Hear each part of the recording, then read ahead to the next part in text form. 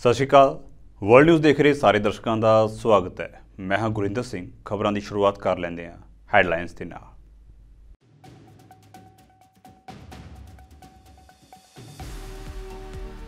Gaza ਦਾ अल शिफा ਹਸਪਤਾਲ ਬਣਿਆ ਕਬਰਸਤਾਨ। ਬੰਬਾਰੀ ਦੌਰਾਨ ਮਾਰੇ ਗਏ 179 ਲੋਕਾਂ ਦੀਆਂ ਲਾਸ਼ਾਂ ਨੂੰ ਦਫਨਾਇਆ ਗਿਆ ਹਸਪਤਾਲ ਦੇ ਗਲਿਆਰੇ ਦੇ ਵਿੱਚ।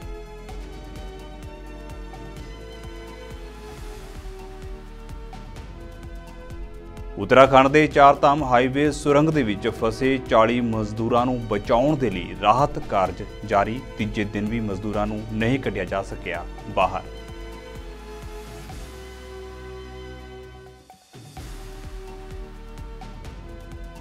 करतारपुर साहिब जाण वाले श्रद्धालुओं के लिए फीस दे विच $5 का किया गया वाधा। आर्थिक मंदी कारण पाकिस्तान सरकार ने वधाई है फीस।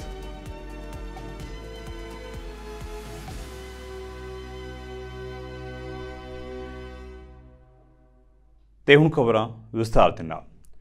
ਇਜ਼ਰਾਈਲ ਦੇ ਵੱਲੋਂ ਗਾਜ਼ਾ ਦੇ ਸਭ ਤੋਂ ਵੱਡੇ ਹਸਪਤਾਲ ਅਲ ਸ਼ਿਫਾ ਦੇ ਵਿੱਚ ਕੀਤੀ ਬੰਬਾਰੀ ਦੇ ਵਿੱਚ ਮਾਰੇ ਗਏ ਘੱਟੋ-ਘੱਟ 179 ਵਿਅਕਤੀਆਂ ਨੂੰ ਹਸਪਤਾਲ ਦੇ ਅਹਾਤੇ ਵਿੱਚ ਹੀ ਜ਼ਮੀਨ ਪੁੱਟ ਕੇ ਦਫਨਾ ਦਿੱਤਾ ਗਿਆ ਹੈ। ਹਸਪਤਾਲ ਦੇ ਡਾਇਰੈਕਟਰ ਮੁਹੰਮਦ ਅਬੂ ਸਲਮੀਆ ਨੇ ਕਿਹਾ ਹੈ ਕਿ ਮ੍ਰਿਤਕ ਦੇਹਾਂ ਜਿਨ੍ਹਾਂ ਦੇ ਵਿੱਚ 7 ਨਵਜੰਮੇ ਬੱਚੇ ਅਤੇ 29 ICU ਮਰੀਜ਼ ਵੀ ਸਨ, ਉਹਨਾਂ ਦੀਆਂ ਦੇਹਾਂ ਖਰਾਬ ਹੋਣ ਲੱਗੀਆਂ ਸਨ, ਜਿਸ ਕਰਕੇ ਇਹਨਾਂ ਨੂੰ ਦਫਨਾਉਣਾ ਜ਼ਰੂਰੀ ਹੋ ਗਿਆ ਸੀ। ਸਲਮੀਆ ਨੇ ਕਿਹਾ ਹੈ ਕਿ ਕਈ ਮਰੀਜ਼ ਅਜਿਹੇ ਸਨ ਜਿਨ੍ਹਾਂ ਦੀ ਸਰਜਰੀ ਬਿਨਾਂ ਬੇਹੋਸ਼ ਕੀਤੇ ਅਤੇ ਬਿਨਾਂ ਬਿਜਲੀ ਦੇ ਕੀਤੀ ਗਈ ਅਤੇ ਇਹਨਾਂ ਨੂੰ ਜਿਹੜਾ ਦਰਦ ਹੋਇਆ ਉਹ ਬਿਆਨ ਕਰਨਾ ਵੀ ਮੁਸ਼ਕਿਲ ਹੈ। ਹਸਪਤਾਲ ਅਥਾਰਟੀ ਮੁਤਾਬਕ ਇਜ਼ਰਾਈਲੀ ਫੌਜ ਕੌਮਾਂਤਰੀ ਰੈੱਡ ਕਰਾਸ ਕੌਂਸਲ ਦੇ ਦਖਲ ਮਗਰੋਂ ਸਮੇਂ ਤੋਂ ਪਹਿਲਾਂ ਜਨਮੇ ਕੁਝ ਬੱਚਿਆਂ ਨੂੰ ਹਸਪਤਾਲ ਤੋਂ ਬਾਹਰ ਤਬਦੀਲ ਕਰਨ ਦੇ ਲਈ ਰਾਜ਼ੀ ਹੋ ਗਈ ਹੈ। ਰਿਪੋਰਟਾਂ ਮੁਤਾਬਕ ਇਜ਼ਰਾਈਲ 7 ਅਕਤੂਬਰ ਨੂੰ ਸ਼ੁਰੂ ਹੋਈ ਜੰਗ ਮਗਰੋਂ ਹੁਣ ਤੱਕ ਗਾਜ਼ਾ ਉੱਤੇ 25,000 ਟਨ ਧਮਾਕਾ ਖੇਜ਼ ਸਮੱਗਰੀ ਸੁੱਟ ਚੁੱਕਿਆ ਹੈ, ਜੋ 2 ਪਰਮਾਣੂ ਬੰਬਾਂ ਦੇ ਬਰਾਬਰ ਹੈ। ਇਸ ਦੌਰਾਨ ਅਮਰੀਕਾ ਨੇ ਹਮਾਸ ਸਮੂਹ ਉੱਤੇ ਅੱਜ ਤੀਜੇ ਗੇੜ ਦੀਆਂ ਪਾਬੰਦੀਆਂ ਤਹਿਤ ਈਰਾਨ ਤੋਂ ਗਾਜ਼ਾ ਨੂੰ ਹੁੰਦੇ ਪੈਸਿਆਂ ਦੇ ਲੈਣ ਦੇਣ ਉੱਤੇ ਵੀ ਰੋਕ ਲਾ ਦਿੱਤੀ ਹੈ। ਇਹ ਪਾਬੰਦੀਆਂ UK ਦੇ ਸਹਿਯੋਗ ਦੇ ਨਾਲ ਲਾਈਆਂ ਗਈਆਂ ਹਨ। ਅਲ ਸ਼ਿਫਾ ਹਸਪਤਾਲ ਦੇ ਵਿੱਚ ਮਰੀਜ਼ਾਂ ਅਤੇ ਨਵਜੰਮਿਆਂ ਤੋਂ ਇਲਾਵਾ ਮੈਡੀਕਲ ਸਟਾਫ ਵੀ ਫਸਿਆ ਹੋਇਆ ਹੈ। ਹਸਪਤਾਲ ਦੀ ਬਿਜਲੀ ਬੰਦ ਹੈ ਅਤੇ ਤੇਲ ਅਤੇ ਆਕਸੀਜਨ ਸਣੇ ਹੋਰ ਜ਼ਰੂਰੀ ਸਪਲਾਈ ਦੀ ਵੱਡੀ ਕਮੀ ਕਰਕੇ ਮਰੀਜ਼ਾਂ ਦੀ ਜਾਨ ਖਤਰੇ ਵਿੱਚ ਹੈ। ਸ਼ਿਫਾ ਸਣੇ ਗਾਜ਼ਾ ਵਿਚਲੇ ਜ਼ਿਆਦਾਤਰ ਹਸਪਤਾਲ ਰਹਿਣ ਬਸੇਰਿਆਂ ਦੇ ਵਿੱਚ ਤਬਦੀਲ ਹੋ ਚੁੱਕੇ ਨੇ, ਜਿੱਥੇ ਲੋਕ ਜਾਨ ਬਚਾਉਣ ਲਈ ਪਨਾਹ ਲਈ ਬੈਠੇ ਨੇ। ਸ਼ਿਫਾ ਹਸਪਤਾਲ ਦੇ ਵਿੱਚ ਇਨਕਿਊਬੇਟਰਾਂ ਨੂੰ ਬਿਜਲੀ ਸਪਲਾਈ ਨਾ ਮਿਲਣ ਕਰਕੇ 36 ਨਵਜੰਮਿਆਂ ਦੀ ਜਾਨ ਜ਼ੋਖਮ ਦੇ ਵਿੱਚ ਹੈ। ਜੰਗ ਦੌਰਾਨ ਜ਼ਖਮੀ ਹੋਏ ਮਰੀਜ਼ਾਂ, ਜਿਨ੍ਹਾਂ ਦੇ ਵਿੱਚ ਬੱਚੇ ਵੀ ਸ਼ਾਮਲ ਹਨ, ਉਹਨਾਂ ਦੀ ਬਿਨਾਂ ਬੇਹੋਸ਼ ਕੀਤਿਆਂ ਹੀ ਸਰਜਰੀ ਕੀਤੀ ਜਾ ਰਹੀ ਹੈ। ਸਟਾਫ ਮੈਂਬਰਾਂ ਨੇ ਕਿਹਾ ਹੈ ਕਿ ਸਿਰਕੇ ਨੂੰ ਐਂਟੀਸੈਪਟਿਕ ਵਜੋਂ ਵਰਤਿਆ ਜਾ ਰਿਹਾ ਹੈ। ਸਿਹਤ ਮੰਤਰਾਲੇ ਨੇ ਕਿਹਾ ਹੈ ਕਿ ਐਮਰਜੈਂਸੀ ਜਨਰੇਟਰਾਂ ਦਾ ਤੇਲ ਮੁੱਕਣ ਮਗਰੋਂ 3 ਨਵਜੰਮਿਆਂ ਸਣੇ 32 ਕੁੱਲ ਮਰੀਜ਼ਾਂ ਦੀ ਮੌਤ ਹੋਈ ਹੈ, ਜਦੋਂ ਕਿ 36 ਨਵਜੰਮੇ ਅਤੇ ਹੋਰ ਮਰੀਜ਼ਾਂ ਦੀ ਜਾਨ ਖਤਰੇ ਵਿੱਚ ਹੈ। ਸੰਯੁਕਤ ਰਾਸ਼ਟਰ ਦੇ ਮਨੁੱਖਤਾਵਾਦੀ ਦਫ਼ਤਰ ਨੇ ਕਿਹਾ ਹੈ ਕਿ 5 ਨਵੰਬਰ ਤੋਂ ਉੱਤਰੀ ਗਾਜ਼ਾ ਪੱਟੀ ਤੋਂ 20 ਲੱਖ ਤੋਂ ਵੱਧ ਲੋਕ ਬੇਘਰ ਹੋਏ ਨੇ, ਕਿਉਂਕਿ ਇਜ਼ਰਾਈਲੀ ਬਲਾਂ ਨੇ ਹਸਪਤਾਲਾਂ ਨੂੰ ਵੀ ਬੰਦ ਕਰ ਦਿੱਤਾ ਹੈ। ਸੰਯੁਕਤ ਰਾਸ਼ਟਰ ਦੇ ਮਨੁੱਖੀ ਮਾਮਲਿਆਂ ਦੇ ਤਾਲਮੇਲ ਦੇ ਲਈ ਦਫ਼ਤਰ ਨੇ ਕਿਹਾ ਹੈ ਕਿ ਉੱਤਰ ਦੇ ਵਿੱਚ ਸਿਰਫ ਇੱਕ ਹਸਪਤਾਲ ਮਰੀਜ਼ਾਂ ਦਾ ਇਲਾਜ ਕਰਨ ਦੇ ਵਿੱਚ ਸਮਰੱਥ ਹੈ। ਬਾਕੀ ਸਾਰੇ ਹਸਪਤਾਲ ਹੁਣ ਕੰਮ ਕਰਨਾ ਬੰਦ ਕਰ ਚੁੱਕੇ ਨੇ ਅਤੇ ਜ਼ਿਆਦਾਤਰ ਐਮਰਜੈਂਸੀ ਸ਼ੈਲਟਰਾਂ ਵਜੋਂ ਸੇਵਾ ਕਰ ਰਹੇ ਨੇ, ਜਿੱਥੇ ਜੰਗੀ ਸ਼ਰਨਾਰਥੀਆਂ ਕਾਰਨ ਬੇਘਰ ਹੋਏ ਲੋਕ ਖੋਜ ਕਰਦੇ ਨੇ। ਗਾਜ਼ਾ ਦਾ ਸਭ ਤੋਂ ਵੱਡਾ ਹਸਪਤਾਲ ਸ਼ਿਫਾ ਵੀ ਇਜ਼ਰਾਈਲੀ ਬਲਾਂ ਦੇ ਕਬਜ਼ੇ ਵਿੱਚ ਹੈ, ਜਿੱਥੇ 36 ਬੱਚਿਆਂ ਦੀ ਜਾਨ ਖਤਰੇ ਵਿੱਚ ਹੈ, ਕਿਉਂਕਿ ਇਨਕਿਊਬੇਟਰ ਦੇ ਵਿੱਚ ਬਿਜਲੀ ਨਹੀਂ ਹੈ। ਹਮਾਸ ਦੇ ਅਚਾਨਕ ਹਮਲੇ ਤੋਂ ਬਾਅਦ ਸ਼ੁਰੂ ਹੋਈ ਜੰਗ ਹੁਣ ਆਪਣੇ 6ਵੇਂ ਹਫ਼ਤੇ ਵਿੱਚ ਹੈ। ਹਮਾਸ ਦੇ ਲੜਾਕਿਆਂ ਨੇ ਗਾਜ਼ਾ ਪੱਟੀ ਉੱਤੇ ਹਮਲਾ ਕਰਕੇ ਸੈਂਕੜੇ ਨਾਗਰਿਕਾਂ ਨੂੰ ਮਾਰਿਆ ਅਤੇ ਲਗਭਗ 240 ਲੋਕਾਂ ਨੂੰ ਕੈਦ ਕਰਨ ਦੇ ਇਹਨਾਂ ਉੱਤੇ ਇਲਜ਼ਾਮ ਨੇ। ਇਜ਼ਰਾਈਲ ਨੇ ਲਗਭਗ 3 ਹਫ਼ਤਿਆਂ ਤੱਕ ਭਾਰੀ ਹਵਾਈ ਹਮਲੇ ਕੀਤੇ ਅਤੇ ਫਿਰ ਉੱਤਰ ਦੇ ਵਿੱਚ ਫੌਜ ਅਤੇ ਟੈਂਕ ਭੇਜੇ। ਐਮਰਜੈਂਸੀ ਸ਼ੈਲਟਰ ਦੀ ਜ਼ਿਆਦਾ ਭੀੜ ਇਸ ਤੱਥ ਤੋਂ ਦੇਖੀ ਜਾ ਸਕਦੀ ਹੈ ਕਿ ਔਸਤਨ ਇੱਥੇ ਸਿਰਫ ਇੱਕ ਟਾਇਲਟ ਹੈ, ਜਿਸ ਦੀ ਵਰਤੋਂ 160 ਲੋਕ ਕਰ ਸਕਦੇ ਨੇ। ਕੁੱਲ ਮਿਲਾ ਕੇ ਲਗਭਗ 1.5 ਮਿਲੀਅਨ ਫਲਸਤੀਨੀਆਂ ਨੇ ਆਪਣਾ ਵਤਨ ਛੱਡ ਦਿੱਤਾ ਹੈ। ਗਾਜ਼ਾ ਦੀ ਕੁੱਲ ਆਬਾਦੀ ਦਾ ਲਗਭਗ 2/3 ਹਿੱਸਾ ਲੋਕਾਂ ਨੂੰ ਰੋਟੀ ਪਾਣੀ ਲਈ ਘੰਟਿਆਂ ਬੱਧੀ ਕਤਾਰਾਂ ਵਿੱਚ ਖੜਨਾ ਪੈਂਦਾ ਹੈ। ਕੂੜੇ ਦੇ ਢੇਰ ਲੱਗੇ ਹੋਏ ਨੇ ਅਤੇ ਗੰਦਾ ਪਾਣੀ ਸੜਕਾਂ ਉੱਤੇ ਵਗਦਾ ਰਹਿੰਦਾ ਹੈ। ਟੂਟੀ ਦਾ ਪਾਣੀ ਉਪਲਬਧ ਨਹੀਂ ਹੈ ਕਿਉਂਕਿ ਪਾਣੀ ਦੀ ਸਪਲਾਈ ਕਰਨ ਵਾਲੇ ਪੰਪਾਂ ਜਾਂ ਟ੍ਰੀਟਮੈਂਟ ਪਲਾਂਟਾਂ ਲਈ ਬਿਜਲੀ ਜਾਂ ਹੋਰ ਬਾਲਣ ਉਪਲਬਧ ਨਹੀਂ ਹੈ। ਯੁੱਧ ਨੇ ਹਜ਼ਾਰਾਂ ਫਲਸਤੀਨੀ ਨਾਗਰਿਕਾਂ ਦੀ ਜਾਨ ਲੈ ਲਈ ਹੈ, ਪਰ ਇਸ ਨੇ ਵੱਡੀ ਤਬਾਹੀ ਵੀ ਮਚਾਈ ਹੈ। ਇਜ਼ਰਾਈਲ ਨੇ ਨਾਗਰਿਕਾਂ ਨੂੰ ਗਾਜ਼ਾ ਸ਼ਹਿਰ ਅਤੇ ਉੱਤਰ ਦੇ ਵਿੱਚ ਆਸ-ਪਾਸ ਦੇ ਇਲਾਕਿਆਂ ਨੂੰ ਛੱਡਣ ਲਈ ਕਿਹਾ ਹੈ, ਪਰ ਫੌਜਾਂ ਨਾਲ ਘਿਰਿਆ ਖੇਤਰ ਦਾ ਦੱਖਣੀ ਹਿੱਸਾ ਵੀ ਘੱਟ ਸੁਰੱਖਿਅਤ ਨਹੀਂ ਹੈ। ਇਜ਼ਰਾਈਲ ਉੱਤਰ ਤੋਂ ਦੱਖਣ ਤੱਕ ਹਵਾਈ ਹਮਲੇ ਜਾਰੀ ਰੱਖਦਾ ਹੈ। ਇਜ਼ਰਾਈਲ ਦਾ ਕਹਿਣਾ ਹੈ ਕਿ ਉਹ ਲੜਾਕਿਆਂ ਦੇ ਟਿਕਾਣਿਆਂ ਉੱਤੇ ਹਮਲੇ ਕਰਦਾ ਹੈ, ਪਰ ਇਸ ਦੇ ਨਤੀਜੇ ਵਜੋਂ ਅਕਸਰ ਔਰਤਾਂ ਅਤੇ ਬੱਚਿਆਂ ਦੀ ਮੌਤ ਹੁੰਦੀ ਹੈ। ਅਮਰੀਕਾ ਦੇ ਡੇਟਰਾਈਟ ਦੇ ਵਿੱਚ ਪਲਮੋਨੋਲੋਜਿਸਟ ਡਾਕਟਰ ਇਮਾਦ ਸ਼ਾਹਿਦਾ ਦਾ ਫੋਨ ਜਦੋਂ ਵੀ ਵੱਜਦਾ ਹੈ ਤਾਂ ਉਹ ਇਹ ਸੋਚ ਕੇ ਚਿੰਤਾ ਵਿੱਚ ਪੈ ਜਾਂਦੇ ਨੇ ਕਿ ਕਿਤੇ ਗਾਜ਼ਾ ਦੇ ਵਿੱਚ ਉਹਨਾਂ ਦੇ ਅਜ਼ੀਜ਼ਾਂ ਦੇ ਨਾਲ ਕੁਝ ਬੁਰਾ ਹੋਣ ਦੀ ਖਬਰ ਤਾਂ ਨਹੀਂ ਹੈ। ਡਾਕਟਰ ਸ਼ਾਹਿਦਾ ਨੇ ਦੱਸਿਆ ਹੈ ਕਿ 7 ਅਕਤੂਬਰ ਨੂੰ ਦੱਖਣੀ ਇਜ਼ਰਾਈਲ ਦੇ ਵਿੱਚ ਹਮਾਸ ਵੱਲੋਂ ਕੀਤੇ ਗਏ ਹਮਲੇ ਤੋਂ ਬਾਅਦ ਇਜ਼ਰਾਈਲ ਅਤੇ ਹਮਾਸ ਵਿਚਾਲੇ ਜੰਗ ਸ਼ੁਰੂ ਹੋ ਗਈ ਸੀ, ਜਿਸ ਦੇ ਵਿੱਚ ਹੁਣ ਤੱਕ ਉਹਨਾਂ ਦੇ 20 ਰਿਸ਼ਤੇਦਾਰਾਂ ਅਤੇ ਹੋਰ ਕਰੀਬੀ ਮਾਰੇ ਜਾ ਚੁੱਕੇ ਨੇ। ਗਾਜ਼ਾ ਦੇ ਵਿੱਚ ਸਿਹਤ ਮੰਤਰਾਲੇ ਮੁਤਾਬਕ ਯੁੱਧ ਸ਼ੁਰੂ ਹੋਣ ਤੋਂ ਬਾਅਦ 11,000 ਤੋਂ ਵੱਧ ਫਲਸਤੀਨੀ ਮਾਰੇ ਗਏ ਨੇ, ਜਿਨ੍ਹਾਂ ਵਿੱਚ 2/3 ਔਰਤਾਂ ਅਤੇ ਨਾਬਾਲਗ ਸ਼ਾਮਲ ਨੇ, ਜਦੋਂ ਕਿ 2700 ਅਣਪਛਾਤੇ ਹਨ। It's been a hell of a month. I mean, it's a nightmare that does not want to end. It's been horrible. The toughest time is at home when you get back from work. I mean, during the work, try to keep myself busy as much as possible so I don't think about things.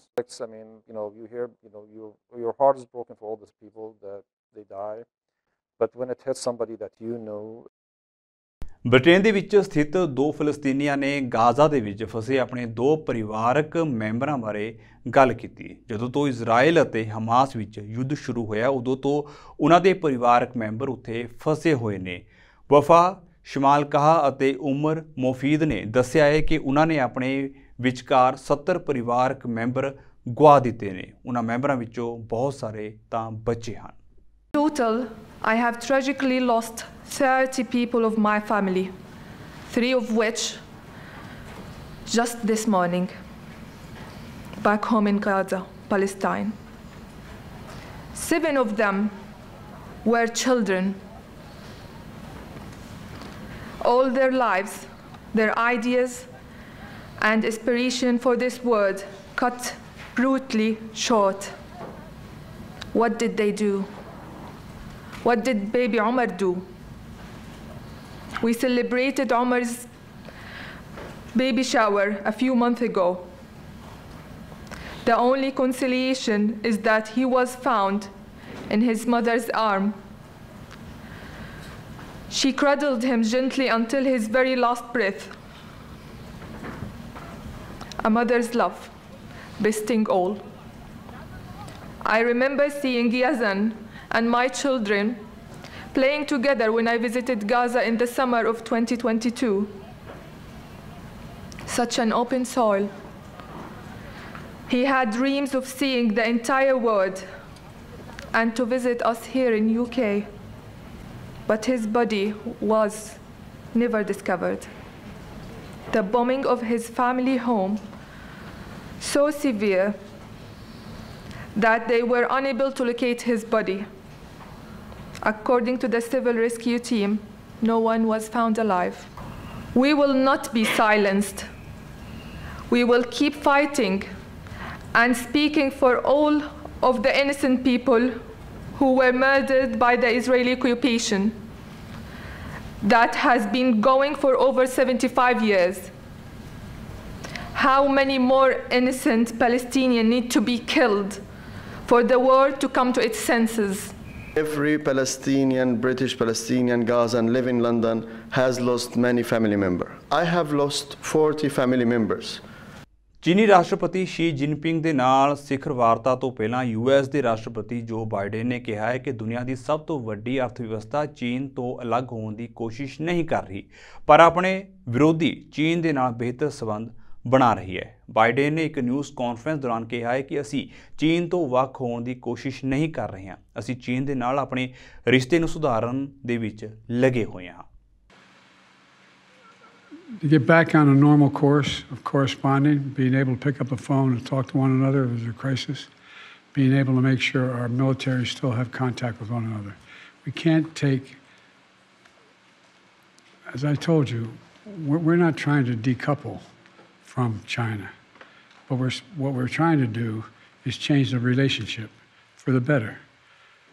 From my perspective, if in fact the Chinese people who are in trouble right now economically, if the average if the average citizen in China was able to have a decent paying job, that benefits them and it benefits all of us.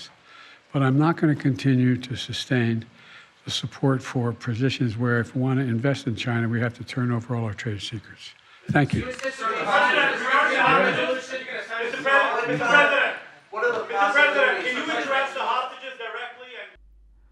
ਗਾਨਾ ਦੇ ਰਾਸ਼ਟਰਪਤੀ ਨਾਨਾ ਅਕੂਫੋ-ਐਡੋ ਨੇ ਟ੍ਰਾਂਸਲੈਂਟਿਕ ਗੁਲਾਮੀ ਅਤੇ ਬਸਤੀਵਾਦੀ ਯੁੱਗ ਦੇ ਨੁਕਸਾਨਾਂ ਦੀ ਭਰਪਾਈ ਦੀ ਮੰਗ ਉੱਤੇ ਅਫਰੀਕੀ ਨੇਤਾਵਾਂ ਨਾਲ ਇੱਕ ਸੰਯੁਕਤ ਮੋਰਚਾ ਬਣਾਉਣ ਦੀ ਮੰਗ ਕੀਤੀ। ਕੁਝ ਪੱਛਮੀ ਨੇਤਾ ਹਾਲ ਹੀ ਦੇ ਵਿੱਚ ਅਫਰੀਕਾ ਦੇ ਵਿੱਚ ਬਸਤੀਵਾਦੀ ਯੁੱਗ ਦੀਆਂ ਗਲਤੀਆਂ ਨੂੰ ਸਵੀਕਾਰ ਕਰਦੇ ਨੇ।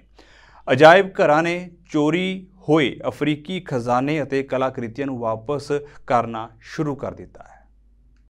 No amount of money can restore the damage caused by the transatlantic slave trade and its consequences, which have spanned many centuries. But surely this is a matter that the world must confront and can no longer ignore. And even before these discussions on reparations conclude, the entire continent of Africa deserves a formal apology from the European nations involved in the slave trade. The effects of the slave trade have been devastating to the continent and to the African diaspora. The entire period of slavery meant that our progress, economically, culturally, and psychologically, was stifled. ਸੈਂਕੜੇ Bangladeshi garment ਵਰਕਰਾਂ ਨੇ ਉਜਰਤਾਂ ਯਾਨੀ ਕਿ ਤਨਖਾਹਾਂ ਦੇ ਵਿੱਚ ਵਾਧੇ ਦੀ ਮੰਗ ਨੂੰ ਲੈ ਕੇ ਲਗਾਤਾਰ ਰੋਸ ਪ੍ਰਦਰਸ਼ਨ ਕੀਤਾ ਹੋਇਆ ਹੈ, ਜਿਸ ਦੌਰਾਨ ਹਿੰਸਕ ਝੜਪਾਂ ਵੀ ਹੋਈਆਂ। ਇਹਨਾਂ ਪ੍ਰਦਰਸ਼ਨਾਂ ਦੇ ਵਿੱਚ ਮਰਨ ਵਾਲਿਆਂ ਦੀ ਗਿਣਤੀ 4 ਹੋ ਚੁੱਕੀ ਹੈ। ਬੰਗਲਾਦੇਸ਼ ਨੂੰ ਇੱਕ ਦਹਾਕੇ ਦੇ ਵਿੱਚ ਸਭ ਤੋਂ ਭੈੜੀ ਮਜ਼ਦੂਰ ਅਸ਼ਾਂਤੀ ਨੇ ਹਿਲਾ ਦਿੱਤਾ ਹੈ, ਜਿੱਥੇ ਘੱਟੋ ਘੱਟ ਉਜਰਤ ਨੂੰ ਲਗਭਗ 3 ਗੁਣਾ ਵਧਾ ਕੇ 23,000 ਟਕਾ ਕਰਨ ਦੀ ਮੰਗ ਨੂੰ ਲੈ ਕੇ ਹਜ਼ਾਰਾਂ ਮਜ਼ਦੂਰਾਂ ਨੂੰ ਸੜਕਾਂ ਉੱਤੇ ਉਤਰਨਾ ਪਿਆ। ਬੰਗਲਾਦੇਸ਼ ਦੀਆਂ 3500 ਲਿਬਾਸ ਫੈਕਟਰੀਆਂ ਇਸ ਦੇ $55 ਬਿਲੀਅਨ ਸਾਲਾਨਾ ਨਿਰਯਾਤ ਦਾ ਲਗਭਗ 85% ਹਿੱਸਾ ਬਣਾਉਂਦੀਆਂ ਹਨ, ਜੋ ਕਿ ਲੇਵਿਜ਼, ਜ਼ਾਰਾ ਅਤੇ H&M ਸਮੇਤ ਦੁਨੀਆ ਦੇ ਕਈ ਪ੍ਰਮੁੱਖ ਬ੍ਰਾਂਡਾਂ ਦੀ ਸਪਲਾਈ ਕਰਦੀਆਂ ਹਨ। ਪਰ ਗਾਰਮੈਂਟ ਸੈਕਟਰ ਦੇ 4 ਮਿਲੀਅਨ ਕਾਮਿਆਂ ਵਿੱਚੋਂ ਬਹੁਤ ਸਾਰਿਆਂ ਦੇ ਲਈ ਹਾਲਾਤ ਗੰਭੀਰ ਹਨ, ਜਿਨ੍ਹਾਂ ਵਿੱਚੋਂ ਜ਼ਿਆਦਾਤਰ ਔਰਤਾਂ ਨੇ, ਜਿਨ੍ਹਾਂ ਦੀ ਮਹੀਨੇ ਦੀ ਉਜਰਤ ਹਾਲ ਹੀ ਦੇ ਵਿੱਚ 8300 ਟਕਾ ਯਾਨੀ ਕਿ $75 ਤੋਂ ਸ਼ੁਰੂ ਹੋਈ ਸੀ। ਸਰਕਾਰ ਵੱਲੋਂ ਨਿਯੁਕਤ ਇੱਕ ਪੈਨਲ ਨੇ ਤਨਖਾਹ 56.25% ਵਧਾ ਕੇ $12,500 ਕੀਤਾ ਗਿਆ ਹੈ। ਗਾਰਮੈਂਟ ਵਰਕਰਾਂ ਨੇ ਵਾਅਦੇ ਨੂੰ ਰੱਦ ਕੀਤਾ ਹੈ। ਤਨਖਾਹ ਦੀ ਪੇਸ਼ਕਸ਼ ਤੋਂ ਬਾਅਦ ਉਹਨਾਂ ਦਾ ਵਿਰੋਧ ਵੱਧ ਗਿਆ ਹੈ ਅਤੇ ਘੱਟੋ ਘੱਟ 70 ਫੈਕਟਰੀਆਂ ਦੇ ਵਿੱਚ ਭੰਨਤੋੜ ਕੀਤੀ ਗਈ ਹੈ। ਪੁਲਿਸ ਨੇ ਦੱਸਿਆ ਕਿ ਇਸ ਮਹੀਨੇ ਦੇ ਸ਼ੁਰੂ ਵਿੱਚ ਰਾਜਧਾਨੀ ਢਾਕਾ ਦੇ ਉੱਤਰ ਦੇ ਵਿੱਚ ਗਾਜ਼ੀਪੁਰ ਵਿੱਚ ਅਧਿਕਾਰੀਆਂ ਦੇ ਨਾਲ ਝੜਪ ਦੇ ਵਿੱਚ ਜ਼ਖਮੀ ਹੋਏ 42 ਸਾਲਾ ਕੱਪੜਾ ਕਰਮਚਾਰੀ ਜਲਾਲ ਉਦੀਨ ਦੀ ਮੌਤ ਵੀ ਹੋਈ ਹੈ। ਪੁਲਿਸ ਨੇ ਕਿਹਾ ਹੈ ਕਿ ਉਦੀਨ ਦੀ ਮੌਤ ਨਾਲ ਪ੍ਰਦਰਸ਼ਨਾਂ ਦੇ ਵਿੱਚ ਮਰਨ ਵਾਲਿਆਂ ਦੀ ਗਿਣਤੀ 4 ਹੋ ਗਈ ਹੈ। ਪੁਲਿਸ ਨੇ ਦੱਸਿਆ ਹੈ ਕਿ ਢਾਕਾ ਦੇ ਉੱਤਰੀ ਮੀਰਪੁਰ ਖੇਤਰ ਦੇ ਵਿੱਚ ਘੱਟੋ ਘੱਟ 9 ਫੈਕਟਰੀਆਂ ਸਵੇਰੇ ਦਿਨ ਦੇ ਲਈ ਬੰਦ ਰਹੀਆਂ, ਜਿਸ ਕਾਰਨ 10,000 ਤੋਂ ਵੱਧ ਕਾਮੇ ਆਪਣੀਆਂ ਸ਼ਿਫਟਾਂ ਛੱਡ ਕੇ ਚਲੇ ਗਏ। ਮੈਲਬੌਰਨ ਦੇ ਦੱਖਣ ਪੂਰਬੀ ਇਲਾਕੇ ਦੇ ਵਿੱਚ ਪੈਂਦੇ ਗੁਰਦੁਆਰਾ ਸ੍ਰੀ ਗੁਰੂ ਗ੍ਰੰਥ ਸਾਹਿਬ ਜੀ ਕਿਜਬਰੋ ਵਿਖੇ ਬੰਦੀ ਛੋੜ ਦਿਵਸ ਦੇ ਦਿਹਾੜੇ ਉੱਤੇ ਆਜ਼ਾਦ ਸਿੱਖ ਸੋਸ਼ਲ ਮੋਟਰਸਾਈਕਲ ਕਲੱਬ ਨੇ ਗੁਰੂ ਘਰ ਵਿਖੇ ਅਰਦਾਸ ਕਰਕੇ ਆਪਣਾ ਅਧਿਕਾਰਤ ਉਦਘਾਟਨ ਕੀਤਾ।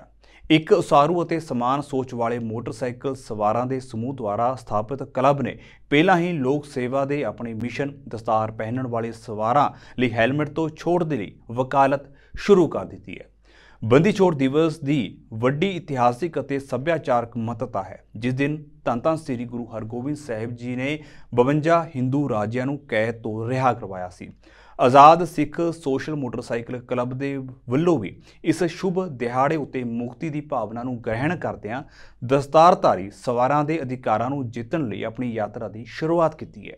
ਉਦਘਾਟਨ ਦੌਰਾਨ ਕਲੱਬ ਦੇ ਅਹੁਦੇਦਾਰਾਂ ਨੇ ਦੱਸਿਆ ਹੈ ਕਿ ਸਮਾਜਿਕ ਸੇਵਾ ਤੋਂ ਇਲਾਵਾ ਆਜ਼ਾਦ ਸਿੱਖ ਸੋਸ਼ਲ ਮੋਟਰਸਾਈਕਲ ਕਲੱਬ ਦਸਤਾਰ ਬੰਨਣ ਵਾਲੇ ਸਵਾਰਾਂ ਦੇ ਲਈ ਹੈਲਮਟ ਤੋਂ ਛੋਟ ਦੀ ਵਕਾਲਤ ਕਰਨ, ਦਸਤਾਰਾਂ ਦੇ ਸੱਭਿਆਚਾਰਕ ਅਤੇ ਧਾਰਮਿਕ ਮਹੱਤਵ ਨੂੰ ਉਜਾਗਰ ਕਰਨ ਲਈ ਨਿਰਪੱਖ ਅਤੇ ਸੁਰੱਖਿਅਤ ਢਾਂਚਾ ਸਥਾਪਿਤ ਕਰਨ ਲਈ ਅਧਿਕਾਰੀਆਂ ਦੇ ਨਾਲ ਮਿਲ ਕੇ ਕੰਮ ਕਰਨ ਲਈ ਵਚਨਬੱਧ ਰਹੇਗਾ। उन्होंने कहा है कि आज़ाद सिख सोशल मोटरसाइकिल क्लब एक मिशन आधारित संस्था है और इसकी स्थापना एकता, भाईचारा और सभ्याचारक सेवा के सिद्धांत उत्ते की गई है। ਭਾਰਤ ਨੇ ਨਿਊਯਾਰਕ ਦੇ ਵਿੱਚ ਸੰਯੁਕਤ ਰਾਸ਼ਟਰ ਸੰਮੇਲਨ ਜਨਰਲ ਅਸੈਂਬਲੀ ਨੂੰ ਮੁੜ ਸੁਰਜੀਤ ਕਰਨ ਦੀਆਂ ਮੰਗਾਂ ਨੂੰ ਦੁਹਰਾਇਆ ਹੈ। ਸੰਯੁਕਤ ਰਾਸ਼ਟਰ ਸੰਮੇਲਨ ਦੌਰਾਨ ਭਾਰਤੀ ਕੌਂਸਲਰ ਪ੍ਰਤੀਕ ਮਾਥੁਰ ਨੇ ਜਨਰਲ ਅਸੈਂਬਲੀ ਦੀ ਅਹਿਮ ਭੂਮਿਕਾ ਨੂੰ ਮੁੜ ਸੁਰਜੀਤ ਕਰਨ ਦੀ ਲੋੜ ਉੱਤੇ ਜ਼ੋਰ ਦਿੱਤਾ। ਭਾਰਤੀ ਕੌਂਸਲਰ ਨੇ ਕਿਹਾ ਹੈ ਕਿ ਮਹਾਸਭਾ ਨੂੰ ਗਲੋਬਲ ਏਜੰਡਾ ਤੈਅ ਕਰਨ ਅਤੇ ਅੰਤਰਰਾਸ਼ਟਰੀ ਮੁੱਦਿਆਂ ਨੂੰ ਸੁਲਝਾਉਣ ਦੇ ਲਈ ਬਹੁਪੱਖੀ ਪਹੁੰਚ ਬਣਾਉਣ ਵਿੱਚ ਸੰਯੁਕਤ ਰਾਸ਼ਟਰ ਦੀ ਕੇਂਦਰਤਾ ਨੂੰ ਬਹਾਲ ਕਰਨ ਦੇ ਵਿੱਚ ਅਗਵਾਈ ਕਰਨੀ ਚਾਹੀਦੀ ਹੈ। While registering my delegation's appreciation for the work done by the permanent representatives of Australia and El Salvador as the leaders of the co-chairs of the ad hoc working group on the work of the revitalization of the General Assembly, my delegation would also wish to congratulate Her Excellency the permanent representative of St. Lucia and His Excellency the permanent representative of Romania for their appointment as the new co-chairs of the ad hoc working group on the revitalization of the work of the General Assembly for the 78th session of the UNGA. While aligning ourselves with the statement delivered by Algeria on behalf of the non-aligned movement, we also wish to deliver these additional remarks. Mr. President, the primacy and legitimacy of the General Assembly flows from the inclusive nature of its membership and the principle of sovereign equality of all its constituents. In these turbulent times, the universal character of the General Assembly and the moral weight of its decisions and opinions cannot be overemphasized. However, as pointed out by the President of the General Assembly when he opened this meeting last week, and I quote, "At a time when questions about the relevance of the UN itself and therefore about its very existence are echoing louder," unquote, there is a growing perception that the General Assembly has gradually lost touch with its foundational responsibilities and has become overwhelmed with processes. Moreover, the attempts to discuss thematic issues in the Security Council has also undermined the role and authority of the General Assembly. Hence, my delegation would like to reiterate that India has consistently advocated the view that General Assembly can be revitalized only when its position as the chief deliberative, policy-making and representative organ of the United Nations is respected both in letter and in spirit. Uttarakhand ਦੇ ਵਿੱਚ ਚਾਰਧਾਮ highway project ਉੱਤੇ ਇੱਕ ਨਿਰਮਾਣ ਅਧੀਨ ਸੁਰੰਗ ਦੇ ਡਿੱਗਣ ਕਾਰਨ ਮਲਬੇ ਹੇਠ ਫਸੇ 40 ਮਜ਼ਦੂਰਾਂ ਨੂੰ ਬਚਾਉਣ ਲਈ ਸੰਘਰਸ਼ ਤੀਜੇ ਦਿਨ ਵੀ ਜਾਰੀ ਹੈ। ਸਾਰੇ ਮਜ਼ਦੂਰਾਂ ਨੂੰ ਸੁਰੱਖਿਅਤ ਬਾਹਰ ਕੱਢਣ ਲਈ ਸੁਰੰਗ ਵਿੱਚ ਪਾਈਪਾਂ ਨਾਲ ਐਸਕੇਪ ਟਨਲ ਬਣਾਉਣ ਲਈ ਖੁਦਾਈ ਸ਼ੁਰੂ ਕਰ ਦਿੱਤੀ ਗਈ ਹੈ ਅਤੇ ਮੰਨਿਆ ਜਾ ਰਿਹਾ ਹੈ ਕਿ 40 ਮਜ਼ਦੂਰਾਂ ਨੂੰ ਕੱਢਣ ਵਿੱਚ 24 ਘੰਟੇ ਤੋਂ ਵੱਧ ਸਮਾਂ ਹੋਰ ਲੱਗ ਸਕਦਾ ਹੈ। ਬਚਾਅ ਅਤੇ ਰਾਹਤ ਕਾਰਜਾਂ ਦੀ ਨਿਗਰਾਨੀ ਕਰ ਰਹੇ ਅਧਿਕਾਰੀਆਂ ਨੇ ਦੱਸਿਆ ਕਿ ਮਿੱਟੀ ਪੁੱਟਣ ਵਾਲੀ ਮਸ਼ੀਨ ਅਤੇ 900 ਮੀਟਰ ਵਿਆਸ ਵਾਲੀ ਪਾਈਪ ਸਵੇਰੇ ਮੌਕੇ ਉੱਤੇ ਪਹੁੰਚ ਗਈ ਸੀ ਅਤੇ ਸੁਰੰਗ ਵਿੱਚ ਖੁਦਾਈ ਸ਼ੁਰੂ ਕਰ ਦਿੱਤੀ ਗਈ ਹੈ। ਬੋਰਿੰਗ ਮਸ਼ੀਨਾਂ ਅਤੇ ਦੇਹਰਾਦੂਨ ਤੋਂ 8 ਮਾਹਿਰਾਂ ਦੀ ਟੀਮ ਉਸ ਥਾਂ ਉੱਤੇ ਹੈ ਜਿੱਥੇ ਯਮੁਨੋਤਰੀ ਗੰਗੋਤਰੀ ਰਾਸ਼ਟਰੀ ਰਾਜਮਾਰਗ ਉੱਤੇ ਸਿਲਕਿਆਰਾ ਅਤੇ ਬਰਕੋਟ ਵਿਚਕਾਰ ਆਉਣ ਵਾਲੀ 4.5 ਕਿਲੋਮੀਟਰ ਸੁਰੰਗ ਦਾ ਇੱਕ ਹਿੱਸਾ ਢਿੰਗਾਂ ਡਿੱਗਣ ਕਾਰਨ ਡਿੱਗ ਗਿਆ। ਮਜ਼ਦੂਰ ਫਸ ਗਏ। ਤੁਹਾਨੂੰ ਦੱਸ ਦਈਏ ਕਿ 853 ਕਰੋੜ ਰੁਪਏ ਦੀ ਇਹ ਸੁਰੰਗ ਚਾਰਧਾਮ ਆਲ ਵੈਦਰ ਰੋਡ ਪ੍ਰੋਜੈਕਟ ਦਾ ਹਿੱਸਾ ਹੈ। 12 ਨਵੰਬਰ ਨੂੰ ਸਵੇਰੇ 5:30 ਵਜੇ ਦੇ ਕਰੀਬ 100 ਮੀਟਰ ਲੰਬੀ ਛੱਤ ਉਸ ਸਮੇਂ ਡਿੱਗ ਗਈ ਜਦੋਂ ਕਰਮਚਾਰੀ ਰੀਪ੍ਰੋਫਾਈਲਿੰਗ ਦਾ ਕੰਮ ਕਰ ਰਹੇ ਸਨ। ਤੀਜੇ ਦਿਨ ਇਹਨਾਂ ਮਜ਼ਦੂਰਾਂ ਦੀ ਜ਼ਿੰਦਗੀ ਦੀ ਸਲਾਮਤੀ ਲਈ ਘਟਨਾ ਵਾਲੇ ਸਥਾਨ ਉੱਤੇ ਪੂਜਾ ਵੀ ਕੀਤੀ ਗਈ। थोड़े इसलिए कि चलो लोग जो फंसे हुए लोग हैं वो थोड़ा भगवान की कृपा हो जाए, थोड़ा बाहर निकले। वही ये पूजा करी आपने, क्या भाई ये पूजा की कि थोड़ा भगवान को थोड़ा बासुकीनाथ की कृपा से वो बाहर निकल जाए। भाई ये पूजा करने थोड़ा सिरपल सारपल से फाड़ा और झंडी झुंडी चढ़ाई। उसमें ये मंदिर जो शनिवार के यहाँ पर बना है वही। किन लोगों ने आपको कहा था? तो बोला कंपनी ने बोला कि थोड़ा पूजा तो कर दो, हमने को करने में क्या है, भगवान की कृपा हो जाए। ਪਾਕਿਸਤਾਨ ਸਰਕਾਰ ਨੇ ਵਿੱਤੀ ਸੰਕਟ ਦਰਮਿਆਨ ਸ੍ਰੀ ਕਰਤਾਰਪੁਰ ਸਾਹਿਬ ਗੁਰਦੁਆਰਾ ਸਾਹਿਬ ਦੇ ਦਰਸ਼ਨਾਂ ਦੇ ਲਈ ਆਉਣ ਵਾਲੇ ਵਿਦੇਸ਼ੀ ਸ਼ਰਧਾਲੂਆਂ ਤੇ $5 ਦੀ ਵਾਧੂ ਫੀਸ ਲਗਾਈ ਹੈ। ਇਸ ਫੈਸਲੇ ਉੱਤੇ ਤਿੱਖੀ ਪ੍ਰਤੀਕਿਰਿਆ ਵੀ ਸਾਹਮਣੇ ਆਈ ਹੈ, ਖਾਸ ਤੌਰ ਉੱਤੇ ਜਦੋਂ ਪਾਕਿਸਤਾਨ ਪਹਿਲਾਂ ਹੀ ਭਾਰਤੀ ਸ਼ਰਧਾਲੂਆਂ ਤੋਂ ਲਾਂਘੇ ਰਾਹੀਂ ਗੁਰਦੁਆਰਾ ਕਰਤਾਰਪੁਰ ਸਾਹਿਬ ਦੇ ਦਰਸ਼ਨਾਂ ਦੇ ਲਈ $20 ਫੀਸ ਵਸੂਲ ਰਿਹਾ ਹੈ। ਸਰਹੱਦ ਪਾਰਲੇ ਸੂਤਰਾਂ ਦੇ ਅਨੁਸਾਰ ਆਰਥਿਕ ਚੁਣੌਤੀਆਂ ਦੇ ਜਵਾਬ ਦੇ ਵਿੱਚ ਪਾਕਿਸਤਾਨ ਨੇ ਕਰਤਾਰਪੁਰ ਗੁਰਦੁਆਰਾ ਸਾਹਿਬ ਦੇ ਦਰਸ਼ਨ ਕਰਨ ਵਾਲੇ ਸ਼ਰਧਾਲੂਆਂ ਦੇ ਲਈ ਨਵੀਂ ਫੀਸ ਲਗਾਉਣ ਦੀ ਯੋਜਨਾ ਪੇਸ਼ ਕੀਤੀ ਹੈ, ਜਿਸ ਨਾਲ ਸਿੱਖ ਭਾਈਚਾਰੇ ਵਿੱਚ ਚਿੰਤਾਵਾਂ ਵਧੀਆਂ ਨੇ। ਕਰਤਾਰਪੁਰ ਜਾਣ ਵਾਲੇ ਵਿਦੇਸ਼ੀ ਸ਼ਰਧਾਲੂਆਂ ਨੂੰ ਹੁਣ ਕਰਤਾਰਪੁਰ ਗੁਰਦੁਆਰਾ ਸਾਹਿਬ ਜਾਣ ਅਤੇ ਟਿਕਟ ਖਰੀਦਣ ਲਈ $5 ਜਾਂ ₹1500 ਫੀਸ ਅਦਾ ਕਰਨੀ ਪਵੇਗੀ। ਪਾਕਿਸਤਾਨ ਪਹਿਲਾਂ ਹੀ ਲਾਂਘੇ ਰਾਹੀਂ ਗੁਰਦੁਆਰਾ ਕਰਤਾਰਪੁਰ ਜਾਣ ਲਈ ਭਾਰਤੀ ਸ਼ਰਧਾਲੂਆਂ ਤੋਂ $20 ਵਸੂਲ ਰਿਹਾ ਹੈ। ਹਾਲਾਂਕਿ ਇਸ ਕਦਮ ਨੂੰ ਪਾਕਿਸਤਾਨ ਉੱਤੇ ਆਰਥਿਕ ਦਬਾਅ ਨੂੰ ਘੱਟ ਕਰਨ ਦੀ ਕੋਸ਼ਿਸ਼ ਵਜੋਂ ਦੱਸਿਆ ਜਾ ਰਿਹਾ ਹੈ, ਪਰ ਇਸ ਨਾਲ ਆਪਣੀਆਂ ਸਰਹੱਦਾਂ ਦੇ ਅੰਦਰ ਸਥਿਤ ਤੀਰਥ ਸਥਾਨਾਂ ਤੱਕ ਮੁਫਤ ਪਹੁੰਚ ਪ੍ਰਦਾਨ ਕਰਨ ਦੀ ਦੇਸ਼ ਦੀ ਵਚਨਬੱਧਤਾ ਉੱਤੇ ਪ੍ਰਭਾਵ ਨੂੰ ਲੈ ਕੇ ਸਵਾਲ ਖੜੇ ਹੋਏ ਨੇ। ਪਾਕਿਸਤਾਨ ਗੁਰਦੁਆਰਾ ਪ੍ਰਬੰਧਕ ਕਮੇਟੀ ਦੇ ਜਨਰਲ ਸਕੱਤਰ ਰਜਿੰਦਰ ਸਿੰਘ ਮਹਿਤਾ ਨੇ ਧਾਰਮਿਕ ਭਾਵਨਾਵਾਂ ਨੂੰ ਠੇਸ ਪਹੁੰਚਾਉਣ ਵਾਲੀਆਂ ਫੀਸਾਂ ਉੱਤੇ ਚਿੰਤਾ ਪ੍ਰਗਟਾਈ ਹੈ।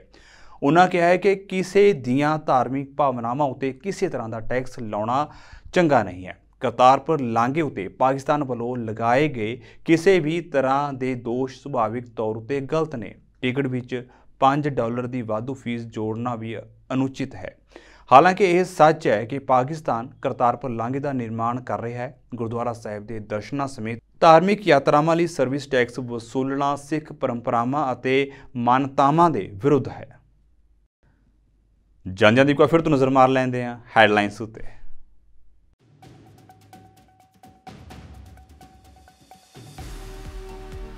ਗਾਜ਼ਾ ਦਾ ਅਲ ਸ਼ਿਫਾ ਹਸਪਤਾਲ ਬਣਿਆ ਕਬਰਸਤਾਨ। ਬੰਬਾਰੀ ਦੌਰਾਨ ਮਾਰੇ ਗਏ 179 ਲੋਕਾਂ ਦੀਆਂ ਲਾਸ਼ਾਂ ਨੂੰ ਦਫਨਾਇਆ ਗਿਆ ਹਸਪਤਾਲ ਦੇ ਗਲਿਆਰੇ ਦੇ ਵਿੱਚ।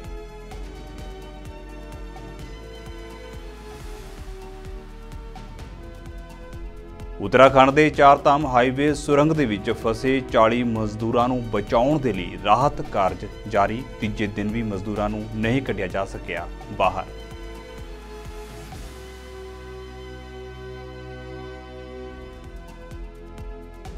ਕਰਤਾਰਪੁਰ ਸਾਹਿਬ ਜਾਣ ਵਾਲੇ ਸ਼ਰਧਾਲੂਆਂ ਦੇ ਲਈ ਫੀਸ ਦੇ ਵਿੱਚ $5 ਦਾ ਕੀਤਾ ਗਿਆ ਵਾਧਾ। ਆਰਥਿਕ ਮੰਦੀ ਕਾਰਨ ਪਾਕਿਸਤਾਨ ਸਰਕਾਰ ਨੇ ਵਧਾਈ ਹੈ ਫੀਸ।